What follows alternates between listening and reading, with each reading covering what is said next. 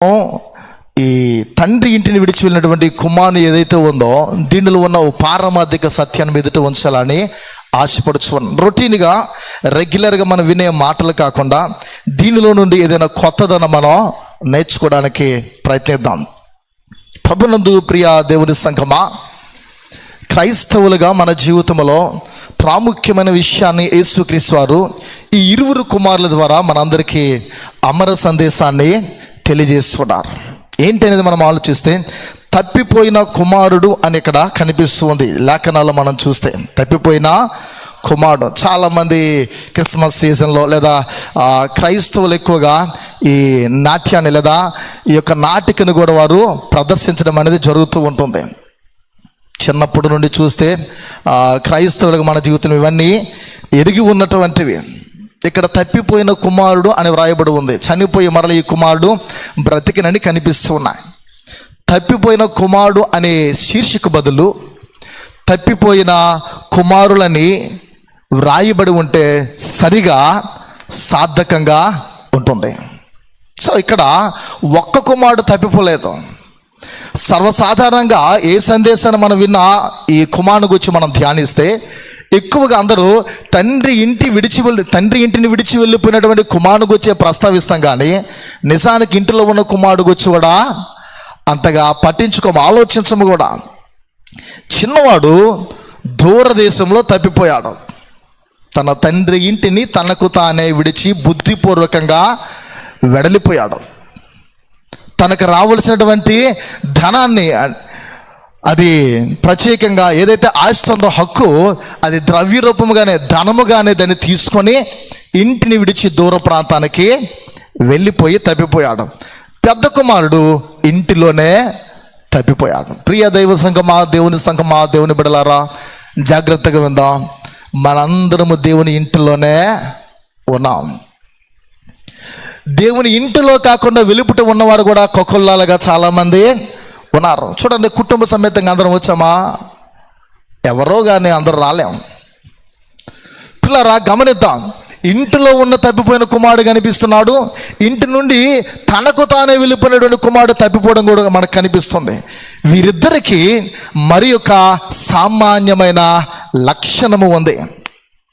ఏంటి సామాన్యమైన లక్షణం అంటే, వీరిద్దరూ పోగొట్టుకున్నది తండ్రి సహవాసమే కానీ ఆయనతో ఉన్న బాంధవ్యాన్నే కాదు. నేటి ప్రసంగం బాంధవ్యము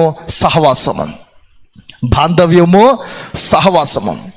వీరు తండ్రితో ఉన్నటువంటి ఈ సహవాసాన్ని తెంచుకున్నారు. సహవాసానికి దూరస్తులు అయిపోయారు, కానీ తండ్రికి వారికి ఉన్నటువంటి కుమారత్వముకు తండ్రికి ఉన్నటువంటి బంధం ఏదైతే ఉందో ఆ బాంధవ్యాన్ని తెంచుకోలేకపోయారు. ప్రియమైన దేవుని సంఘమా, గమనిద్దాం. వారు మా అవ్వాలనండి, వీరు మా చుట్టాలనండి, వీరు మా సంఘస్థులేనండి, వీరు మేము కలిసే ఉండేవాళ్ళమండి. కానీ ఇప్పుడు వారికి మాకు సంభాషణలు, మాటలు, పలుకులు లేవు. పిల్లరా, గమనిద్దాం.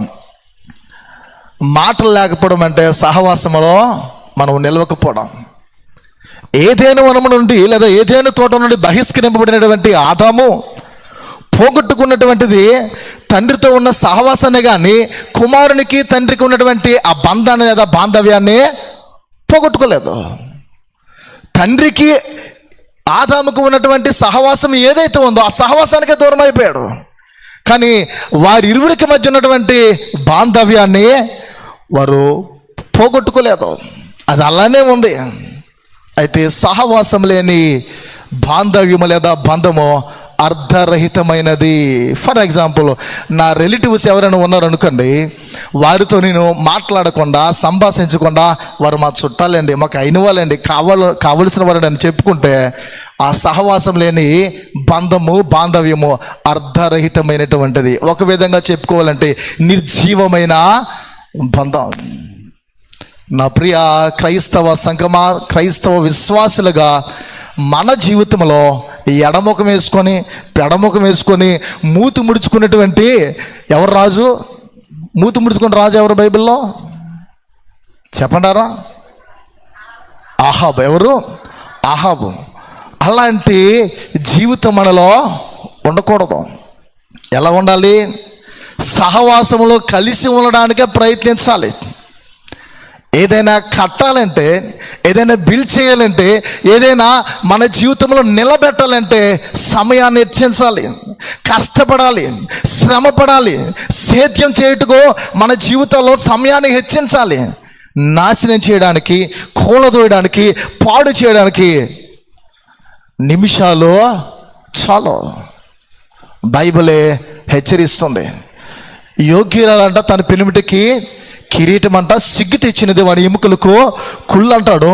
అదే జ్ఞానం అంటాడు, జ్ఞానవంతురాలు ఇల్లు కట్టుకున్న 3 రోజులు తన చేతులు తన ఇంటిని ఓడబెరుచుకుందని వాక్యం హెచ్చరిస్తుంది పిల్లరా. అంటే వీటిలో ఉన్నటువంటి భావాలు మీకు అర్థమైపోయి ఉంటాయి. మన ఇల్లు కట్టుకోవాలంటే మన జ్ఞానం అవసరం, దేవునితో సహవాసము అవసరం. క్రైస్తవ సమాజము సహవాసంలో ఎదగాలి, కానీ సహవాసానికి దూరంగా ఉంటే ఎప్పటికీ ఎన్నటికీ ఎదగదు. 3 విషయాలు చెప్పి నా సందేశాన్ని ముగించాలని ఆశపడుతున్నాను. మొదటిగా గమనించిన ఎలా, తప్పిపోయిన కుమారుడు అన్నీ పోగొట్టుకున్నాడు కానీ తండ్రిని కాదు. అంటే చిన్న కుమారుడు అన్ని సర్వము పోగొట్టుకున్నాడు. 15వ అధ్యాయము 14 నుండి 15 వచనాలు చూస్తే ఈ రీతిగా వ్రాయబడి ఉన్నది. అదంతయు ఖర్చు చేసిన తర్వాత ఆ దేశమందు గొప్ప కరువు రాగా వాడు ఇబ్బంది పడసాగి వెళ్ళి ఆ దేశస్థులలో ఒకని చెంత చేరెను. అతడు పందులను మేపుటకు తన పొలములలోనికి వానిని పంపెను. అన్ని సర్వమును పోగొట్టుకున్నాడు కానీ తండ్రిని మాత్రం పోగొట్టుకోలేకపోయాడు. తండ్రిని అమ్ముకోవడం అన్నది అతనికి చేత కాని పని అయ్యింది. అతనే కాదు, నీకు నాకు మన అందరికీ.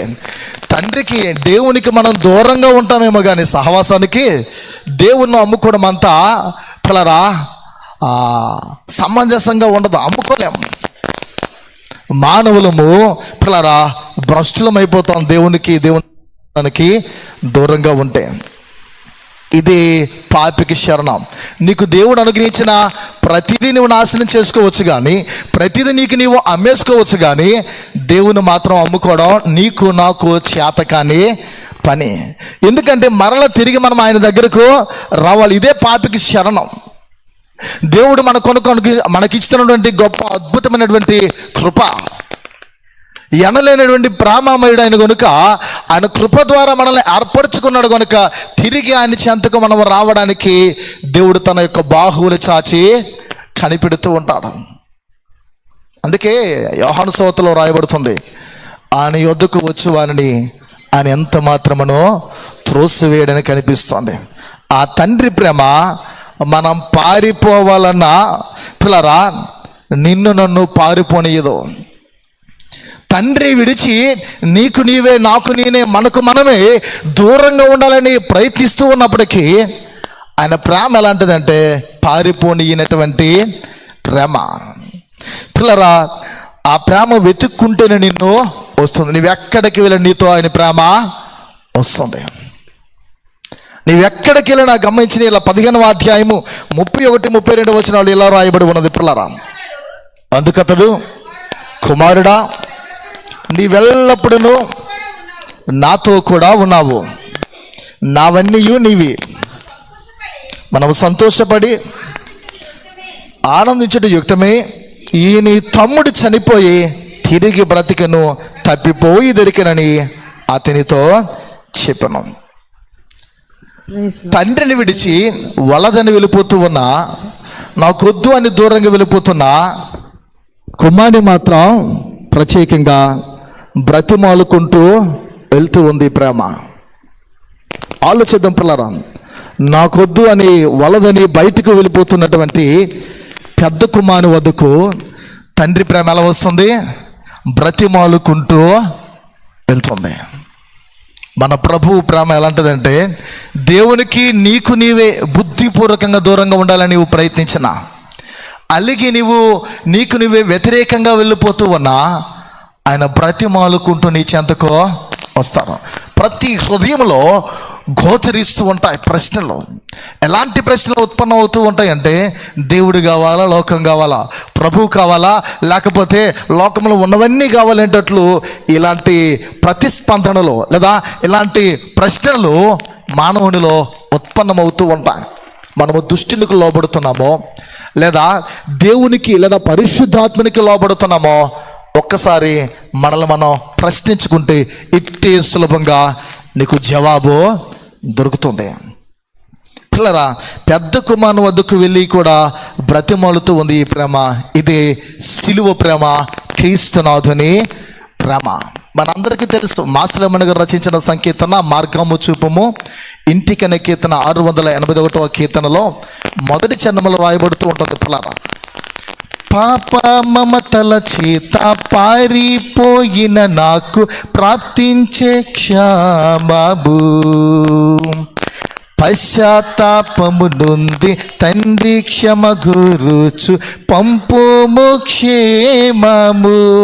అంటే తనలో పశ్చాత్తాపం ఎప్పుడైతే జనిస్తుందో, తనలో పుడుతుందో, తనలో తన బ్రతుకు బాగులేదని ఎప్పుడైతే తనకు అనిపిస్తుందో, తండ్రి చెంతకు రావాలని ఒక ఆశ అతనిలో జనించింది.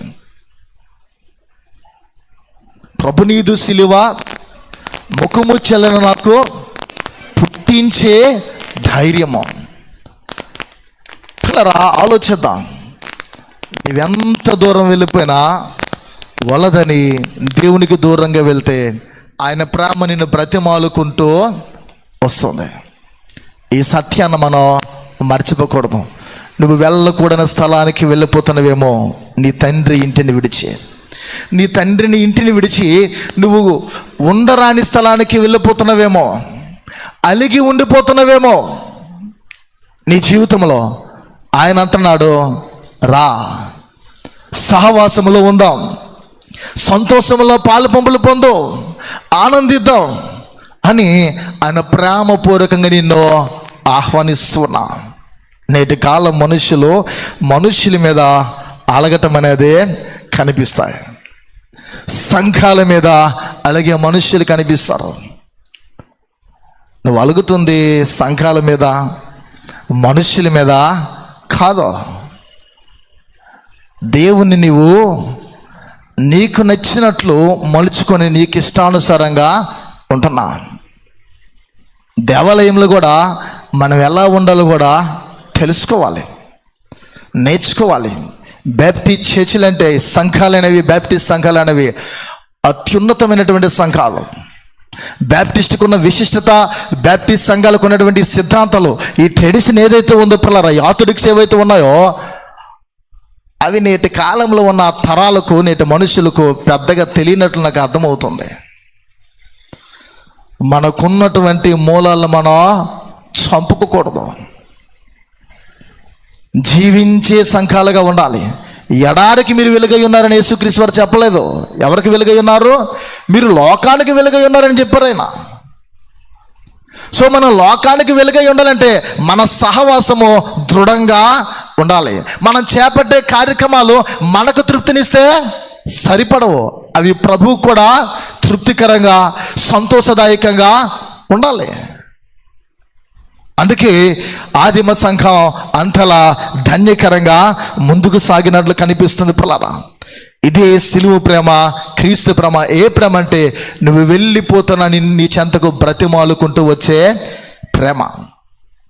యుగాంతమందు జరగబో గొర్రెపిల్ల విందులో మనము ఉంటామో లేకపోతే బయటే ఉండిపోతామో అనేది పిల్లరా మన యొక్క చేతుల్లోనే ఆ నిర్ణయం ఉంది. యుగాంతమందు గొర్రెపిల్ల విందు అనేది జరుగుతుంది.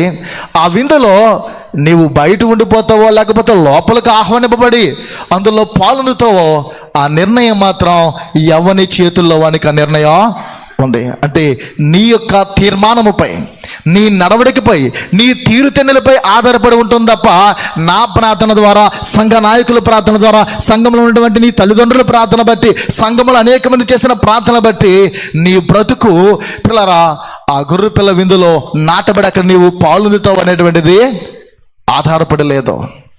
నీకు నీవే జవాబుదారి, నీకు నీవే నిర్ణయించుకోవాలి. ఆ స్వేచ్ఛను, ఆ స్వాతంత్రమును నరునికి దేవుడు ఇచ్చాడు. ఏదైనా వనమునుడు వారు బహిష్కరింపబడడానికి, త్రోసివేయబడడానికి గల కారణం దేవుడిచ్చిన స్వేచ్ఛను వారు దుర్వినియోగము చేసుకుని ఉన్నారు. ప్రియ దేవుని సంఘమా, దూరదేశములో చిన్నవాడు నేర్చుకున్న పాఠము, నా తండ్రి ఇంకా ఉన్నాడు. ఏమని? దూర ప్రాంతంలో, దూరదేశంలో ఉన్నాయి వారి, అక్కడ ఏదైనా సరే, వారి అవసరత ఏదైనా సరే, వారికి కలిగిన ఇబ్బంది ఏదైనా సరే, వారికి ఎదురైనటువంటి పరిస్థితి ప్రతికూలమైనది ఎలాంటిదైనా సరే, తను నేర్చుకున్న పాఠము, తనకు కలిగినటువంటి బుద్ధి ఎలా అంటే, నా తండ్రి ఇంకా ఉన్నాడు. ప్రియా సంగమా, మన ప్రభువు జీవము గల దేవుడు. మనలను సజీవమైన రాళ్ల వలె మీరు దేవునికి ఆలయమై ఉండాలని హెచ్చరించాడు. మనం ఎలా ఉంటున్నాం అనేది ఈ కుమారుని ద్వారా పరిశీలించుకుందాం. నా తండ్రి ఉన్నాడు అనే నిశ్చయత లేదా నమ్మకము, దృఢమైన సంకల్పం, విశ్వాసం మనలో ఉందా? ఉంటే మనం ఎలా ప్రవర్తించాలి, ఉంటే మనం ఎలా నడవాలి అనేది మన జీవితంలో బైబిల్ గ్రంథంలో దేవుడు మనకి ఇచ్చినాడు. ఈ అద్భుతమైన ప్రేమ లేఖ నువ్వు చదివితే నీకు ఇట్టే అర్థమవుతుంది. బైబిల్ చదివి కూడా, లేఖనాలు ఎరిగి కూడా, లోకంలో క్రైస్తవ పద్ధతులు ఇవన్నీ తెలిసి కూడా మనకు నచ్చినట్టు మనం వెళ్తున్నామంటే నువ్వు మూర్ఖత్వములో ఉన్నట్లు. మూర్ఖుడు రోకడేసి దంచినను వనుకున్న మూడత వదిలిపోదని జ్ఞాని అయిన సొలొమోను హెచ్చరిస్తూ ఉన్నాడు. ప్రియమైన దేవుని సంఘమా, ఈ సత్యాన్ని మనం గమనిద్దాం. చిన్నవాడు నేర్చుకున్న పాఠం, తన తండ్రి ఇంకా ఉన్నాడనే సంగతి. ఇంతకు నీవు నేను తండ్రిని పోగొట్టుకునే వారిగా ఉన్నామా, లేకపోతే తండ్రిని మన జీవితంలో కలిగి సహవాసానికి దూరం అయిపోయామా, లేకపోతే సహవాసములు ఉంటూ తండ్రిని కూడా కలిగి ఉన్నటువంటి ధన్యకరమైన బ్రతుకుని మనం కలిగి ఉన్నామో మనకు మనమే ఈ కుమారుడు ద్వారా ప్రశ్నించుకుందాం. ఈ కుమారుడు చిన్నవాడు తండ్రి సహవాసానికి దూరం అయ్యాడు. ప్రియా దేవుని బిడ్డ, అన్నీ పోగొట్టుకున్నాడు, తండ్రిని మాత్రం పోగొట్టుకోలేదు. తను తండ్రికి దూరంగా ఉన్నాడు, సహవాసానికి, సంభాషణలకు, పిల్లరా అతనితో కలిసిమెలిసి ఉండేటువంటి ఈ అద్భుతమైన ఈ ఫెలోషిప్కి ఏమైపోయాడు? దూరం అయిపోయాడు. సనాతన కాలంలో సంఘం అంటే దేవాలయం దగ్గర ఆ పిల్లలైన వారు అనేక మంది పలు రీతులుగా వచ్చి నేర్చుకునేవారు. ఆసక్తి, పౌలు అంటాడు, ఆసక్తి విషయంలో మాంద్యులు కాక ఆత్మయందు తీవ్రత కలిగి ఉండడే. ప్రతి ఒక్కరికి ఫోన్ చేసి రిమైండ్ చేయాలి. ప్రతి ఒక్కరికి ఏదైనా సరే మాటి మాటికి ఎల్రసు మాటి మాటికి రిపీటెడ్గా గుర్తు చేయాలి. నీ గుర్తు చేస్తేనే నీవు మెలకువ కలిగి అప్రమత్తం ఉండడం అది క్రైస్తవ్యం కాదు. నీకు స్వతహాగా పుట్టి దేవునిలో భక్తి, దేవుని అందరూ భయము స్వతహాగా నీకు అనిపించి దేనిలైన నీవు పాల్గొందాలి. ఎంతకాలమో నీ యొక్క జీవితం నేను పట్టుకొని ముందుకు తీసుకురగలవు. నీలో దేవుని కొరకైన అభిమానము, దేవుని కొరకైన తృష్ణ, దేవుని కొరకైన ఆకలి. అందుకే నీతి కొరకు ఆకలి దప్పులు గలవారు ధన్యులు, వారు తృప్తిపరచబడతారని యేసుక్రీస్తు వారు తెలియజేస్తారు. నీలో ఆకలి దప్పులు లేకపోతే ఎప్పటికి నీవు ఎన్ని పాడినా, ఎన్ని స్తుతి ఆరాధనలు చేసినా నీదంతా లోకంలో ఉండిపోతాయి. ఇది దేనికి పనికిరాదు. పాడే పాట కానీ, స్తుతించే ఆరాధన కానీ, చెప్పే వాక్యము కానీ, పఠించే లేఖనాలు కానీ, ఏవైనా సరే చేసే ప్రార్థన విజ్ఞాపనలు కానీ హృదయ ఆంతర్యంలో నుండి పెళ్ళిబుక్కి బయటకు రావాలి. అంటే దేవుడిలో లీనమై నీవు ఆయన నీవు స్తుతించి, ఆయన ఆరాధించి, ఆయనకి ప్రార్థించేది ఉండాలి. కానీ పెదాలతో కనపరిచినటువంటి మనుష్యులుగా యూదుల వలె, ఇశ్రాయేలుల వలె ఉండకూడదు అని ఎందుకంటాడు. మీరు పెదవులతో నన్ను స్తుతిస్తున్నారు, పెదాలతో కనపరుస్తున్నారు, కానీ హృదయపూర్వకంగా నన్ను కనపరచుటలేదు. హృదయంలో మసలాలి, హృదయంలో దేవుని కొలువై ఉండాలి. అందుకే స్టీవెన్సన్ గంట, నా మదిలో కోవిలుగా మలుచుకోమయ్యా, నా హృదయలో రారాజుగా నిలిచిపోమయ్య అంటాడు. అంటే తన మదినే కోవిలుగా మలిచేయమంటున్నాడు. తన హృదయని అంటే తన యొక్క హృదయాన్ని రారాజుగా, అంటే ఆయనకి యొక్క సింహాసనమైన యొక్క హృదయము ఉండాలి. ఆయన హృదయ సింహాసనంపై నిత్యము ఉండేవాడు. ఇశ్రాయేలు యొక్క స్థుతులపై ఆసీనుడై ఉన్న దేవుడు నీ హృదయంలో నివాసము చేయాలని ఆశ కలిగి ఉండడం ఎంత అద్భుతం. ప్రియమైన దేవుని బిడ్డలారా, అన్నీ పోగొట్టుకున్నాడు కానీ తండ్రిని కాదు. మనం ఏవైనా పోగొట్టుకుంటే దాన్ని వెతకడానికి ప్రయత్నిద్దాం. మనం సహవాసాన్ని పోగొట్టుకున్న, తండ్రిని పోగొట్టుకునే వరకు ఉంటే జీవితంలో పశ్చాత్తాపడితే తప్పకుండా దేవుడు మన జీవితంలో మనకు దూరస్తుడిగా అప్పటికైనా అన్నటికీ ఉండడం. లోకంలో ఉన్న మన తండ్రులే, మన తల్లులే, మనల్ని కన్నటువంటి తల్లిదండ్రులే మనం చేసే పనులు, మనం చేస్తున్న పద్ధతులు నచ్చకపోయినా కొన్ని సందర్భాల్లో తప్పక మనసొప్పక ప్రోత్సహించి నడిపిస్తారు. అవునా? లోకంలో ఉన్న వాళ్ళు ఎలాగుంటే సర్వసృష్టికి ఆధారభూతుడు, సర్వమును సృజించినటువంటి ఆ పాలకుడు, పిల్లరా విశ్వప్రదాత అయినటువంటి దేవదేవుడు యొక్క సృష్టిలో నేను ఎంతటి వారము, ఏపాటి వారము. ఆయనను నీపై ప్రత్యేకమైన దృష్టిని కలిగినటువంటి దేవుడు, ఆయన దృష్టిలో నేను ఉండడము ఎంత ధన్యత అనేది యోచిద్దాం. రెండవదిగా గమనించిన ఇలా పెద్ద కుమారుడు యొక్క జీవితంలో కనిపిస్తున్నది, పిల్లరా తండ్రితో ఇంటిలో ఉన్నాడు కానీ తండ్రి హృదయానికి చాలా దూరంగా ఉన్నాడు. రెండవ కుమారుడు ద్వారా మనం తెలుసుకోవాల్సింది, తండ్రితో ఈ కుమారుడు ఇంటిలో ఉన్నాడు కానీ పెద్ద కుమారుడు తండ్రి హృదయానికి దూరముగా ఉంటున్నాడు. ఇవి ఈ సమయంలో చాలా అవసరం మనకి. మేము సంఘానికి వెళ్ళామండి, సమయానికి 9:30కి వెళ్ళాం, లేదా 10 గంటలకు వెళ్ళాం, అంతా అయిపోయింది, 1 గంట అయిపోయింది, ఇంటికి వెళ్ళిపోయాం. తండ్రి ఇంటిలో నీవు ఈ దినము నేర్చుకున్నది ఏంటి? తండ్రి ఇంటిలో ఉండి కూడా తండ్రి హృదయానికి దూరంగా ఉంటున్నవేమో. తండ్రి యొక్క నివాస స్థానమైనటువంటి దేవుని సన్నిధి అయినటువంటి ఆ పరిశుద్ధ స్థలంలో నీ ఉండి కూడా అనాలోచనలతో నీ మనస్సు ఎక్కడెక్కడో తిరుగుతుందేమో. అస్థిరమైన మనస్సును, చంచలమైన మనస్సును, వాత వేయబడినటువంటి మనస్సాక్షిని కలిగిన దానిగా నీ జీవితంలో బ్రతుకుతూ ఉన్నవేమో చర్చలో. సంగమా, అలా ఉంటే అది దేవునికి అంగీకారమో కాదో. అది నువ్వెవరమైనా సరే, యవ్వన కుమారుడవైనా కుమార్తెవైనా, మధ్య వయసుకు చెందినటువంటి పురుషునివైనా స్త్రీవైనా, చిన్న బిడ్డలమైనా, వయసులో ఉన్నవారమైనా సరే, జీవితంలో నేర్చుకోవలసింది తండ్రి ఇంటిలో ఉండి కూడా తండ్రి హృదయానికి మనం దూరంగా ఉంటే ఊరుకోడు దేవుడు. దేవుడు ఊడ్చేస్తాడు. దేవుడు మనుషుల్ని ఇలాగ తుడిచేస్తాడు. ఆయన తుడిచేస్తే, ఆయన ఊడ్చేస్తే ఎవ్వరో ఏమీ చేయలేరు.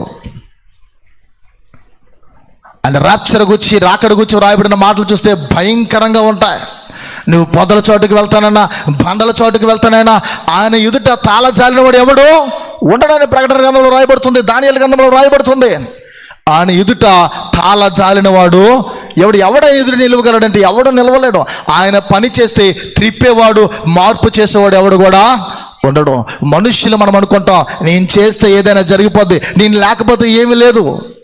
సర్వసాధారణంగా సంఘాల్లో ఉంటున్నవి ఎలా ఉంటాయంటే, మన బ్యాప్టిస్ట్ సంఘంలోనైనా ఏ సంఘంలోనైనా చాలా సంఘాల్లో నేను ఇన్స్టిట్యూట్ మరో భర్తీ చేసేవారు లేరు. నేను సౌండ్ సిస్టమ్ ఆపరేట్ చేస్తే నా స్థానాన్ని భర్తీ చేసేవాళ్ళు ఎవరు లేరు. నేను పాటలు పాడుతున్నాను, నేను లేకపోతే అసలు ఆ సంఘంలో ఎవరు పాడేవారు లేరు. నేను నాయకులుగా ఉన్నాను, నేను నడిపిస్తున్నాను, నా ప్లేస్లో ఎవరు ఉండేవారు, అంతగా నడిపించేవారు, లీడ్ చేసేవారు లేరు.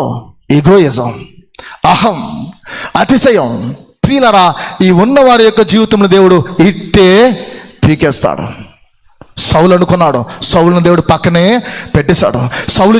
సౌలు యొక్క జీవితంలో సమూయేలు చేయవలసిన పనిని పిల్లరా సౌలు చేయుటకు ప్రయత్నించినప్పుడు దేవుడు ఏం చేశాడు?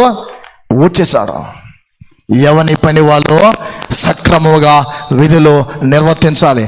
లేకపోతే ప్రభువు జోక్యం చేసుకుంటే పరిస్థితులు పిల్లరా భిన్నంగా ఉంటాయి. తండ్రి పనులు చేస్తున్నాడు కానీ తండ్రిపై వ్యాజ్యపు మనసుతో పని చేస్తున్నాడు ఇంటిలో. అంటే చాలామంది సంఘంలో ఏం చేస్తామంటే పని చేస్తాం, అదేదో రకంగా ఆలోచనతో పనులు చేస్తూ ఉంటాం. వ్యాజ్యపు మనసు అంటే నచ్చనట్లు పని చేస్తాం. నచ్చి పని చేస్తే ఇష్టము మనం వచ్చి పిల్లరా దానిపై ఇష్టం పెంచుకొని మనం పని చేస్తే కష్టముగా ఎప్పటికీ ఎన్నటికీ అనిపించదు. ఈ కుమారుడు ఇంటిలో ఉన్నాడు, తండ్రి చెప్పిన ప్రతి పని చేస్తున్నాడు, కానీ ఎలా చేస్తున్నాడు? వ్యాజ్యపు మనసుతో అలుగుతున్నాడు. తండ్రి మీద ఆ తగాదా పెట్టుకునేటువంటి వైరముతో కూడినటువంటి మనస్తత్వముతోనే పని చేస్తూ ఉన్నాడు.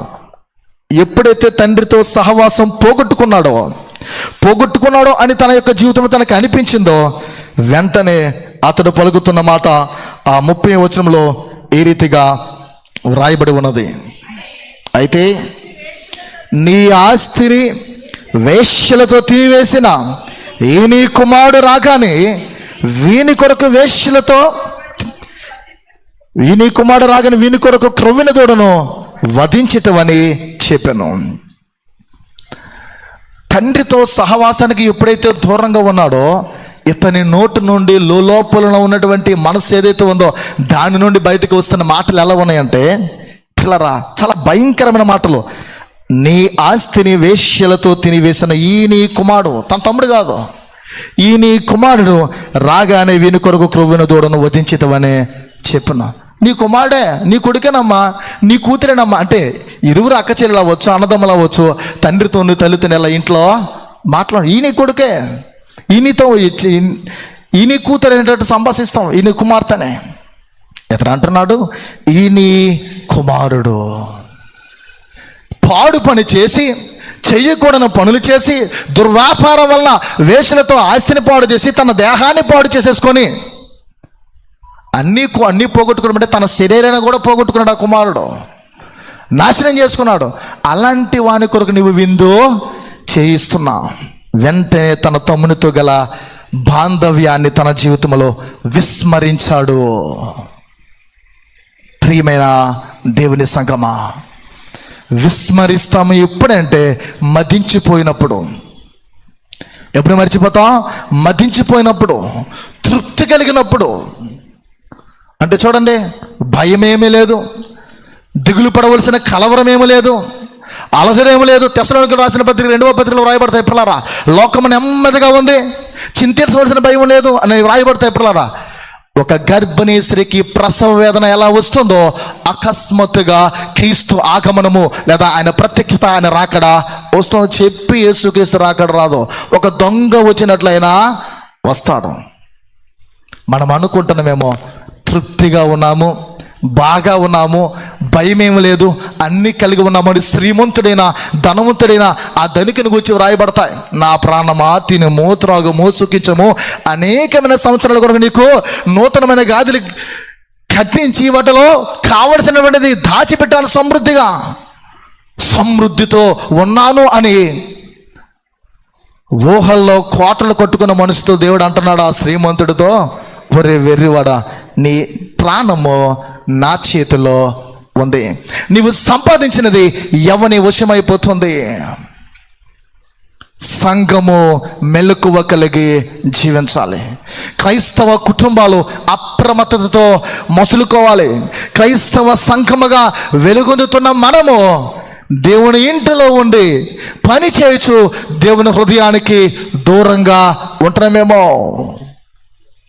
సర్వసాధారణంగా ఈ చర్చలు నేనేం చెప్పలేదు. ఏంటంటే నచ్చినట్లు నడిచే వాళ్ళని కానీ, నచ్చినట్టు ఇష్టానుసారంగా వచ్చేవాళ్ళు కానీ, వాక్యం చెప్తున్నప్పుడు డిస్టర్బెన్స్ చేసేవాళ్ళు కానీ ఎంతవరకు ఈ చర్చలు మన సంఘంలో చెప్పలే. ఎవరు నిలబడినా, మధ్యలో నడిచినా, కొంతమంది ఇక్కడ ఉన్నారు నేను చేసే సంఘంలో, ఒక ఎస్ఐ గారు ఉన్నారు, కొంతమంది ఉన్నారు చర్చిలో ఇప్పుడు పాల్గొందిన వాళ్ళు. నేను చేసే సంఘాలు ఏం చేసావంటే డిస్టర్బెన్స్గా ఉంటే ముందు నిలబెట్టి బయటికి పంపేసేవాడిని, వాక్యం చెప్పేవాడిని కాదు. సంఘమా, ఇక్కడ వెలువడుతుంది, ఇక్కడ చెప్తుంది, బోధిస్తుంది అశోక్ కుమారు కాదు, నేను పనిముట్టుని, జస్ట్ పాత్ర మాత్రమే. నన్ను దేవుడు వాడుకున్నంత కాలం వాడుకుంటాడు, తర్వాత ప్రక్కన పెట్టేస్తాడు. నా బాగా చేతి మేకి వచ్చిందని నా ఇష్టానుసారంగా ఉంటే దేవుడు ఎలా పక్కన పెట్టాలి అలా పెడతాడు. ఇక్కడ నుండి వస్తుంది దేవుని వాక్కు, దైవ వాక్కును మనం గ్రహించాలి. దేవుని వాక్యం పట్ల మనం శ్రద్ధ కలవాలి. అందుకే చెవి గలవాడు వినుగాక యేసుక్రీస్తు అన్నారు. చెవులు ఉన్నవాడికి వాక్యం ఎక్కుతుంది, చెవులు లేని వారికి వాక్యం ఎక్కదు. వాక్యం కలిగిన వారు, వాక్యం ఎరిగిన వారు మాత్రం వాక్యాన్ని అర్థం చేసుకుంటారు. వాక్యం తెలియని వాడికి ఎప్పటికి కూడా వాక్యము అర్థం కాదు. వాక్యాన్ని మనం ఎరిగి ఉండాలంటే అనుదినము బైబిల్ గ్రంథాన్ని పఠించాలి. ఊరికే మొదటి కీర్తనలో రాయలేదు, దివారాత్రులు దాన్ని ధ్యానించేవాడు ధన్యుడని. వాక్యం చదవాలి. ఏదో ఫోర్స్గా స్టైల్గా వచ్చి బైబిల్ చదవనంటే ఇక్కడ తీసిస్తే తిరగేసిస్తే అయిపోదు. బైబిల్ ఏం చేయాలి? ఇంటి దగ్గర చదవాలా, పఠించాలి. నువ్వు స్కూల్కి వెళ్ళేటప్పుడు, కాలేజీకి వెళ్ళేటప్పుడు అక్కడ టీచర్స్, ప్రొఫెసర్స్, లెక్చరర్స్ ఎలా టీచ్ చేస్తూ ఉన్నప్పుడు ప్రతిదీ నేర్చుకుంటామో, ఇక్కడ పాదిరి గారు చెప్తున్నది కూడా అంతే శ్రద్ధతో భయభక్తులతో మీరు నేర్చుకో. ఇది ఆధ్యాత్మికమైన పాఠశాల. ఇక్కడ ఆధ్యాత్మికమైన వ్యాయామాలు ఉంటాయి. ప్రతిదీ నేర్చుకోవాలి. నాకు వచ్చు, నేనే చేసేస్తాను, నా అంతటి వారు లేరంటే దేవుడు ఉన్నది కూడా మనలో తీసేస్తాడు. 3 తలాంతులు కలిగిన మనుషులకు వచ్చి చెప్పాడు. 5 తలాంతులు కలిగిన వాడు, 2 తలాంతులు కలిగిన వాడు, 1 తలాంతు కలిగిన వాడు గురించి చెప్పాడు. 5 తలాంతులు కలిగిన వాడు ఏం చేశాడు? పని చేశాడు. 2 తలాంతులు కలిగిన వాడు మరొకటి ఏం చేశాడు? దాచిపెట్టేసుకోండి. ఎందుకు? అయ్యా నీవు కఠినుడువు, నువ్వు ఎలాంటి వాడో నాకు తెలుసు కనుక నేను దాచేశాను అని ఎంత ప్రేమ గలవాడో, ఎంత కరుణమయుడో గ్రహించలేకపోయాడో. సంగమా, నీకేదైనా తలంతు ఉంటే, దేవుణ్ణి గణపరిచే అద్భుతమైన టాలెంట్ దేవుడు ఇస్తే, ఆ తలంతుతో దేవుని మహిమపరచకపోతే నీలో ఉన్న తలంతుని దేవుడు తీసేస్తాడు.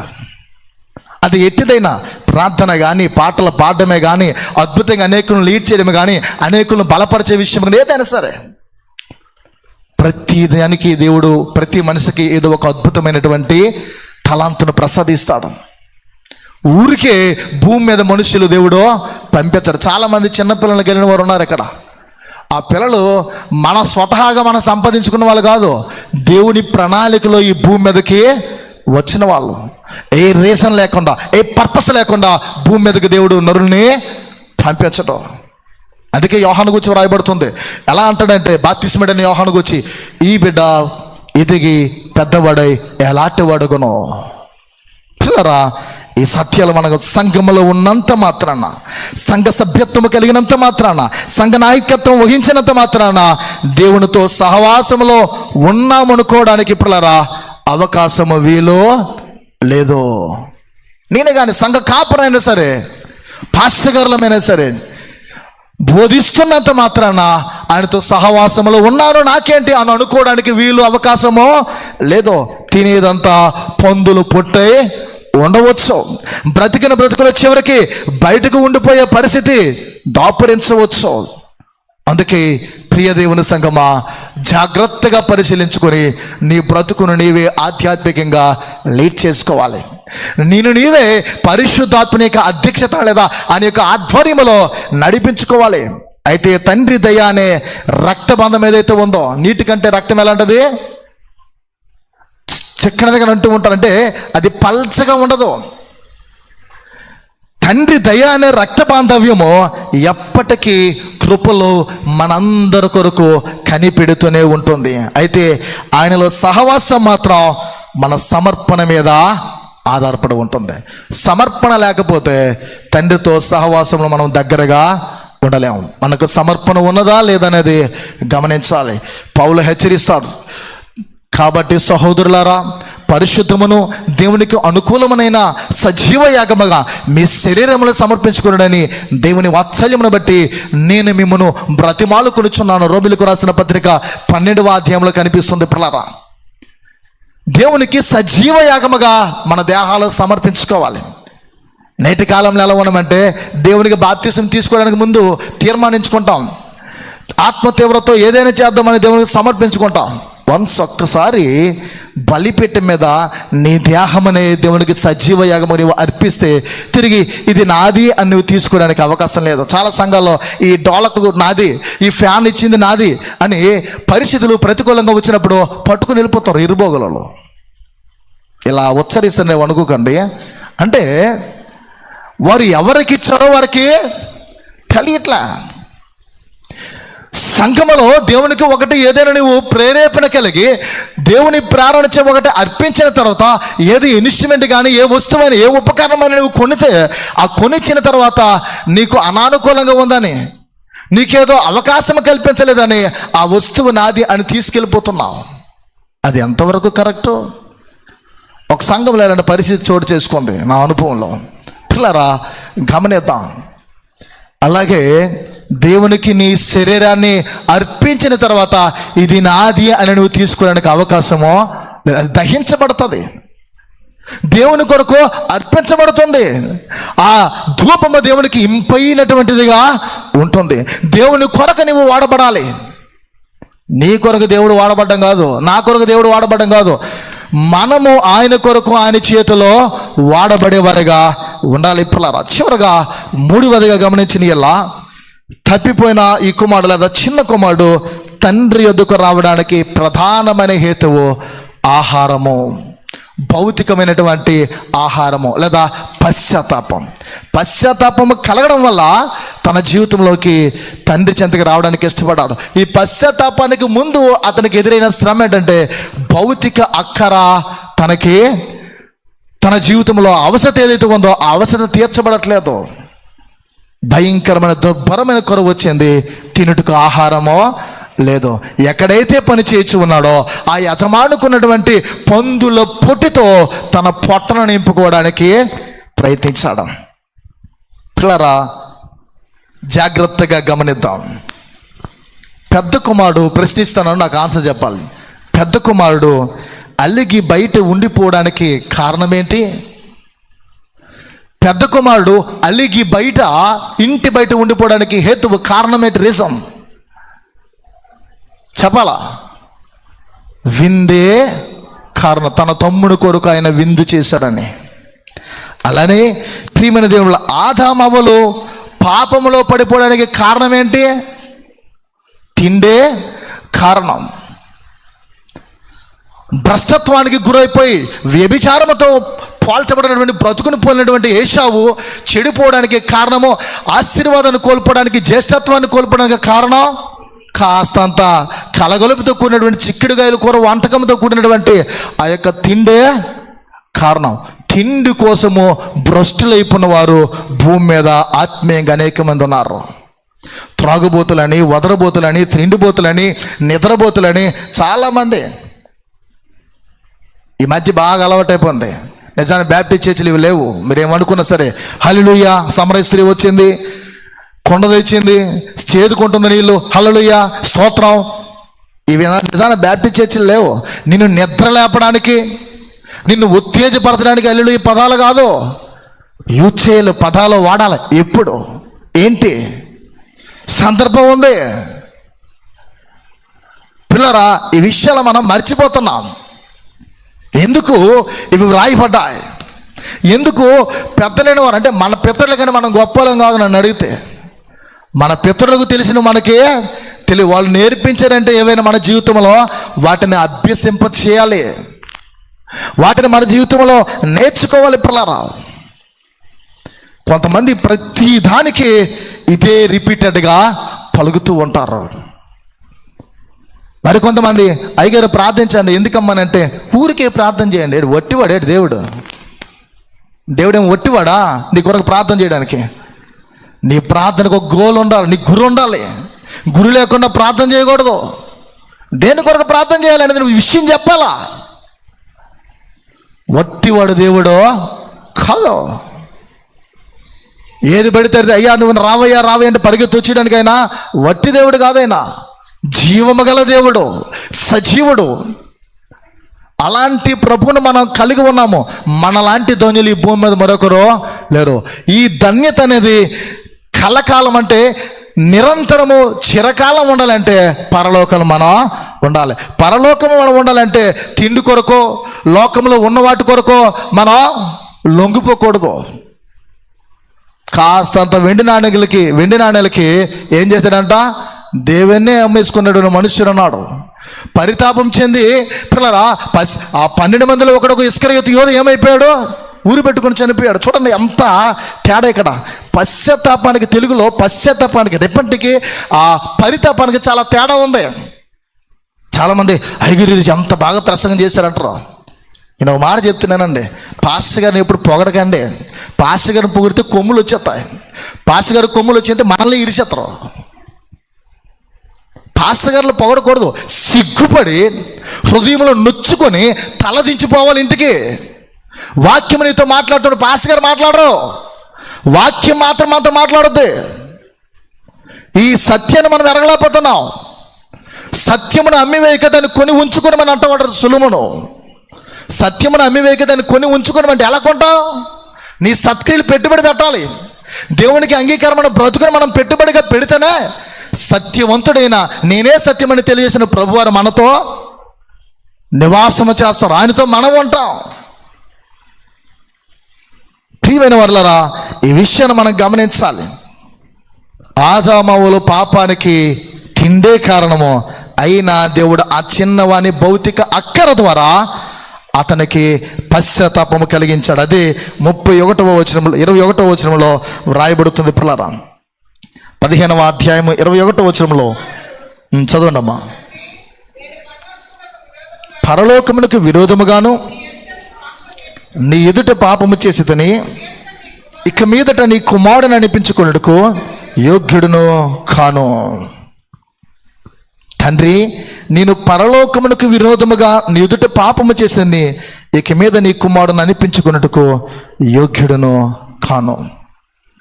ప్రియమైన దేవుని సంగమ, అతనిలో కలిగినటువంటి మార్పు. దేవుడు ఎంత గొప్పవాడంటే మనకు నచ్చిన మార్గంలో యాకోబులే మనకు సూటిగా ఉన్న మార్గం మనం వెళ్ళిపోతున్నప్పుడు ఆయన తన దారిని మళ్లించుకోవడానికి నీకేదో ఊహించినటువంటి శ్రమ అయినా, ఇబ్బంది, కష్టము, బాధ వచ్చేటటువంటి నీ బ్రతుకులైనా ఆహ్వానిస్తాడు. ఇక్కడ ఇతగాడికి అనేకమైన రీతిలుగా తన చెంత ఉన్న మిత్రులందరూ ధనము కలిమి తన దగ్గర ఉన్నప్పుడు ఉన్నారు, తన దగ్గర ఏమీ లేకపోయినప్పుడు విడిచిపెట్టి వెళ్ళిపోయారు. ఏమొచ్చింది? పొట్ట నింపుకోవడానికి తిండి లేదు. తిండి లేనప్పుడు ఎవరు గుర్తొచ్చారు? దేవుడు గుర్తొచ్చాడు. అలాగే సంఘానికి కూడా శ్రమలో అవసరం. నిజానికి రాంగ్ ప్రేయర్ ఏంటంటే, ఆ సంఘాన్ని కష్టపెడతాను ప్రభా, ఆ శ్రమలు తీసేం చేస్తాను. నిజానికి ఆ ప్రేయరు కరెక్ట్ కాదు. సంఘాన్ని శ్రమ పెట్టేవాడు పరిశుద్ధాత్ముడు దేవుని యొక్క ఆధ్వర్యంలో. ఎందుకు సంఘానికి ఇబ్బంది, శ్రమ బాధిస్తాడంటే సంఘము శ్రమలలోనే తన విలువలను తెలుసుకుంటుంది. శ్రమ లేకపోతే సుఖంగా ఉన్న మాకేంటని హాయిగా చూడండి, ఎవరి చైర్లలో కూర్చుండ్రు. ఇండివిజువల్గా ఎవరికి వాళ్ళు తప్పు మంద కాదు, చైర్లు మన కొరకు ఏర్పాటు చేశారు కూడా చైర్లో కూర్చున్నాం. ఒక Baptist, Methodist, CSI, Lutheran, Anglican చర్చిలో బెంచ్లు ఉంటాయి, 5గురు 6గురు కూర్చుంటారు, భక్తితో భయంతో కూర్చోతారు. దానికి ఉన్న హోలీనెస్, దానికి ఉన్న శాంటిటీ వేరు. చైర్ అనేసరికి ఎవరికి వాళ్ళు కాళ్ళు పైకి వేసుకొని కూర్చుంటారు. కారణం నా కుర్చీ, నాది. భయము భక్తి రాదు. అప్పుడు పాసిగరెడ్డి ఎలాగంటారని అనుకోవచ్చు, మీరు తప్పుగా అర్థం చేసుకోకండి. మనలో భయము భక్తి రావాలంటే దేవాలయంలోకి మనం పాదం మోపేటప్పుడే ఆ ఫియర్ మనలో రావాలి. మాట్లాడడం ఎవరితో, ఇరుపక్షాలు ఎవరైతే కూర్చున్నారో వారి వైపు చూడం. మనం ఉంటున్నది ఏ స్థలం అని మనకు గుర్తొస్తుంది. అందుకే పరిశుద్ధుల సంఘములో దేవుడు సమాధానకే కర్తగా, అల్లరికి కర్తగాడు అంటాడు. మరలా సొలొమోను అంటాడు, ఏమంటాడంటే దేవుని మందిరములో మనం ఎలా ఉండాలంట? భయభక్తులతో ఉండాలి, మన ప్రవర్తన అంతటిలో జాగ్రత్తగా ఉండాలంటాడు ప్రసంగ గ్రంథంలో. అందుకే సంఘమా, భయభక్తులతో మనం ఉండాలి. అది ఉంటేనే క్రమశిక్షణ కలిగిన వారు అంటాం. డిసిప్లిన్ ఎప్పుడు వస్తుందంటే క్రమముగా దేవాలయంలో మనం ఉన్నప్పుడు. తన జీవితంలో పిల్లరా భౌతికపరమైన అక్కర ద్వారా తండ్రి ఇంటికి వెళ్ళడానికి పశ్చాత్తాపము తనలో దేవుడు పుట్టించాడు. మనలో కూడా ఏ కలవరమో ఇబ్బందిని కలుగు చేసే దేవుడు మనలో పశ్చాత్తాపం, అవసరమైతే ప్రమాదం, యాక్సిడెంట్స్ దేవుడు మనకి మన జీవితంలోకి ఆహ్వానిస్తాడు. చాలామంది ఎలా అంటారంటే, సమర్పించుకున్నాను తండ్రికి, దేవునికి అంటాం. ఏదైనా భయంకరమైన విపత్తు, శ్రమ, ప్రమాదం చోటు చేసుకున్న తర్వాత ఇప్పుడు సంపూర్ణమైన సమర్పణ చేసుకున్నానని సాక్షి చెప్తాం. కారణం, ముందు సమర్పించుకున్నాను, కానీ ఇంకా నా ఆకతాయి మనస్తత్వానికి ఏదైతే నా మనసు కోరుకుంటుందో దానివైపు పరుగులెత్తేవాడును, ఇప్పుడు నా మనసు మారింది, నా బ్రతుకు విరుగుబడింది, నా జీవితము దేవునిచే దున్నబడింది అని సంపూర్ణ సమర్పణతో ముందుకి వెళ్తాం. పిల్లరా ఆ 24వ వచనంలో రాయబడుతుంది, పాపపు టొప్పుకోలు దేవుడు జనింప చేశాడు అతని తండ్రికి. తన జీవితంలో తండ్రిని తిరిగి సంపాదించాలంటే లభించాడు, తండ్రిని పొందుకున్నాడు. సహవాసము కూడా తనకి ప్రాప్తించింది. తండ్రిని పొందుకున్నాడు. తండ్రితో ఉండ ఆ సహవాసాన్ని కూడా ఏం చేశాడు? తనకి ప్రాప్తించేటట్లు పశ్చాత్తాపం కలిగి తిరిగి తండ్రి చెంతకు వచ్చాడు.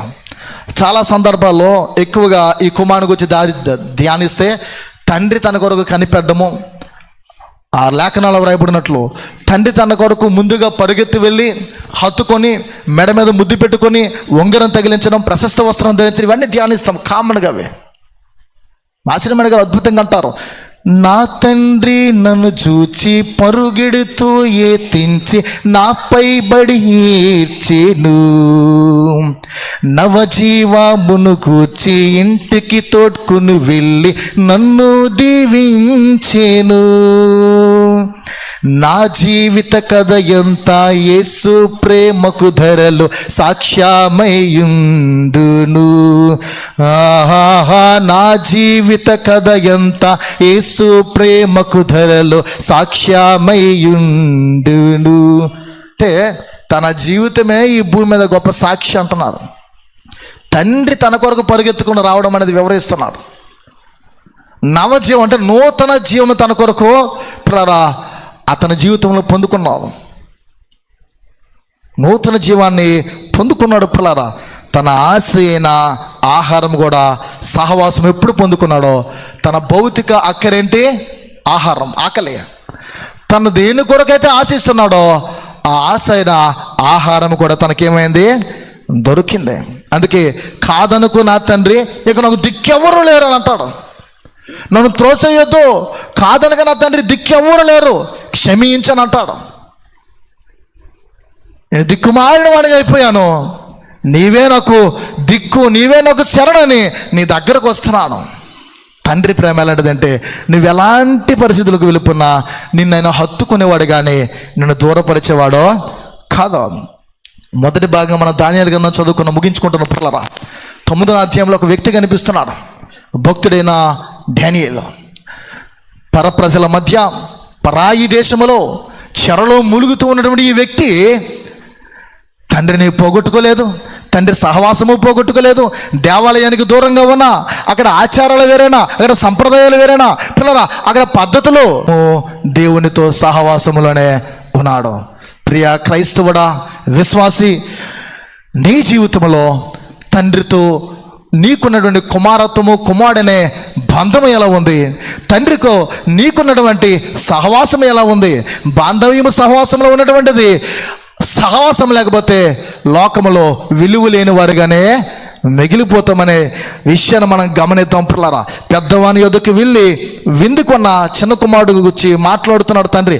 పెద్ద కుమారుడు యొద్దకు వెళ్ళి పిల్లరా, విందుకున్న తమ్ముడు దొరికాడురా, తమ్ముడు తప్పిపోయి తిరిగి వచ్చాడు, దొరికాడన్న ఆనందం కోసం లోపలికి రమ్మని తండ్రి ఏం చేస్తున్నాడు? ప్రేమపూర్వకంగా, రిక్వెస్ట్గా, హంబుల్గా పిల్లరా ఆహ్వానిస్తూ ఉన్నాడు, రమ్మన్నాడు. అనేక సార్లు మనము దేవుని దగ్గరికి వెళ్తున్నది దేని కొరకంటే ఆహారం కోసం వెళ్తున్నామేమో. కొండ మీద ప్రసంగిస్తున్నప్పుడట ఈయన ఏం తప్పు చెప్తాడా అని ప్రశ్నించడానికి కొంతమంది వెళ్ళేవారంట. ఈయన ఏం పెడతాడా తిందుమని వెళ్ళేవారంట. మరికొంతమంది ఏదైనా చెయ్యినో కాళ్ళనో దేన్నో స్వస్థపరుస్తాడు, రోగంతో ఉన్నాడని ఆ కుదుటి పడలేని రోగం కొరకు వారు వెళ్ళేవారంట. మరికొంతమంది నా ఆత్మకు మంచి ఆహారము, ఆత్మీయ ఎదుగుదల కొరకు పారమార్థిక సత్యాలు ఏవైనా దొరుకుతాయేమోనని వెళ్ళేవారట. అంటే సంఘానికి వచ్చే వాళ్ళందరూ వాక్యం వినడానికి రారు. రకరకాల స్వభావాలతో, రకరకాల ఆలోచనలతో, భిన్నమైన తత్వాలతో వస్తారు. అందుకే వాక్యం ఎవరికి ఎలా పని చేయాలా పనిచేస్తుంది. ప్రియమైన వారులారా, ఈ విషయం మనం గమనిద్దాం. లోపలికి రమ్మని పిలుస్తున్నాడు. విందు చేయించనని అసూయ పడకరా అని తండ్రి ప్రేమపూర్వకంగా చెబుతూ ఉన్నాడు. అనేక సార్లు మనం కూడా దేవుని దగ్గరికి వెళ్తూ ఉంటాం. ఆహారం కోసము, ఆకలి కొరకు, భౌతికపరమైన అక్కర్ల కొరకు, మాకు అది కావాలి, మా పిల్లలకి ఇది కావాలి, మా జీవితం ఇది పొందుకోవాలి, దీని కొరకు ప్రార్థన చేయండి, ఇవి తెలియచేయడానికి వస్తాం తప్ప పాస్టర్ గారు మా అబ్బాయిని, మా అమ్మాయిని సేవకి ఇవ్వాలనుకుంటున్నాం, దేవుని సేవలో వారు వాడబడాలనుకుంటున్నాం, మా పిల్లలు దేవాలయంలో పాటలు పాడాలి, ఇలా ప్రోత్సహించే తల్లిదండ్రులు, పురుకొల్పే తల్లిదండ్రులు తక్కువ మంది అరుదుగా కనిపిస్తారు. ఒకవేళ ఎవరైనా సమర్పించుకొని చేస్తే వారిని వేలాకోలం చేసి వెక్కిరింతల పాలు చేసి పిల్లరా చివరితో మైక్ తీసుకోకుండా వారికి వారి గమ్మున కూర్చునే పరిస్థితి వచ్చేటట్లు మనమే క్రియేట్ చేసుకుంటూ ఉంటాం. 14:17 రోమిలకు రాసిన పత్రికలో రాయబడుతుంది పిల్లరా. ఈ వచనంలో పౌలు చాలా భయంకరంగా హెచ్చరిస్తూ ఉంటాడు. రోమిలకు రాసిన పత్రిక 14వ అధ్యాయం 17వ వచనం చదవనమ్మా. దేవుని రాజ్యము భోజనము పానమును కాదు కానీ నీతియు సమాధానము పరిశుద్ధాత్మ యందలి ఆనందమనే ఉన్నది. దేవుని యొక్క రాజ్యం ఎలా ఉందట? భోజనము పానమును కాదు, అన్నపానములు కాదు కానీ నీతియు సమాధానమును పరిశుద్ధాత్మ యందలి ఆనందమనే ఉన్నది. పరిశుద్ధాత్మ తినుట త్రాగుట వల్ల కన్నా సమాధానము క్రీస్తు ద్వారా పిల్లరా మనకి అనుగ్రహించి అవి ప్రాప్తించేటట్లు చేయగల గొప్పవాడు. కొంతమంది ఇతరులపై దేవుడు చూపించే ప్రేమను చూసి అసూయపడి వారవలేక దేవుని వారు పోగొట్టుకుంటారు. వారికి వారు ఎలా? ఇతరులను చూసి దేవుడు వారిని ప్రేమించి వారి పట్ల చూపిస్తున్న ఆ కృపణ పట్ల వీరు అసూయపడి వారు ఇలా అయిపోతున్నారు అలా అయిపోతున్నారు అని ఏం చేస్తారంటే తమకు తామే దేవుణ్ణి పోగొట్టుకుంటారంటే వారికి ఉన్న భక్తి, వారికి ఉన్న యథార్థత, వారికి ఉన్న నీతిని కాళ్ళతో తొక్కి పిల్లరా తాకట్టు పెట్టి దుష్టునికి వారి జీవితాన్ని వారే నాశనం చేసుకుంటారు. తండ్రితో ఉన్న సహవాసాన్ని కాపాడుకోకపోతే సంఘమా చివరగా తుదకు తండ్రికి నీకు ఆయనకు మనకున్న బాంధవ్యమే పోగొట్టుకోవలసిన పరిస్థితి వస్తుంది. జాగ్రత్త సుమా. తండ్రితో మనకున్నటువంటి ఈ సహవాసాన్ని కాపాడుకుందాం. ఈ సహవాసములో అన్యోన్య సహవాసము గలవారుగా ఆయనతో వర్ధిల్లుదాం. మన జీవితంలో చిన్న కుమారుడు వలె పశ్చాత్తపడి దేవుని ఆశీర్వాదాలు అనుభవిద్దాం. రండి, తలలు ఉంచుకుందాం. ఆయన సహవాసములో ఆయన బాంధవ్యములో మనం ముందుకు సాగిపోదాం. ప్రార్థన చేద్దాం. అందరూ లేచి నిలబడదాం, ప్రార్థన చేద్దాం.